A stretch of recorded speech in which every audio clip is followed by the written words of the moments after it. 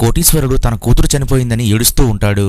ఆ తరువాత ఈమెను శవపేటికలో పెట్టి సమాధి చేస్తారు. అప్పుడు ఈ కుటుంబం అంతా బాధపడుతూ అక్కడ నుండి వెళ్లిపోతారు. ఇంతలో అక్కడికి ఒక కుర్రాడు వస్తాడు. ఇతడికి ఈ అమ్మాయి సమాధి కనపడుతుంది. అయితే ఈమెను చూసి షాక్ అయిపోతాడు. ఎందుకంటే ఈమెకు ఇంకా ఆయుష్ ఉందని ఇతడికి అర్థమవుతుంది. అప్పుడు ఇతడు తన శక్తులను ఈ సమాధిపై ఉపయోగించగా ఒక్కసారిగా ఆ శవపేటిక పైకి వచ్చేస్తుంది. ఆ తరువాత ఇతడు మంత్రాలు చదువుతూ తన శక్తిని ప్రయోగించగా ఆ శవపేటిక మూత ఒక్కసారిగా ఊడిపోతుంది. ఇంతలో ఆ చనిపోయిన అమ్మాయికి ప్రాణం వచ్చి చెయ్యి పైకి లేపుతుంది. అయితే ఇతడు శక్తులు ప్రయోగించడం వల్ల ఈ శక్తులు ఒక్కసారిగా గాల్లోకి ఎగురుతాయి. దీంతో ఈ కోటీశ్వరుడు తన కూతురు తిరిగి బ్రతుకుతుందని ఆనందపడతాడు. అలాగే వెంటనే ఆ సమాధి దగ్గరకు పరిగెడతాడు. అయితే అటుగా వస్తున్న ఆ గురువుకు కూడా ఈ పెద్దని కాంతి కనపడుతుంది. దీంతో ఇతడు ఏదో అనర్థం జరగబోతుందని అనుకుంటాడు. అయితే ఈ కుర్రాడు ఈ అమ్మాయి ఎవరో తెలియక ఆలోచిస్తూ ఉంటాడు. ఇంతలో ఇతడి డ్రాగన్ ఇతడి కోసం వెతుక్కుంటూ ఆకాశంలో తిరుగుతూ ఉంటుంది. అప్పుడు ఇతడు ఆ డ్రాగన్ ని పట్టుకుందామని అక్కడ నుండి మాయమైపోతాడు.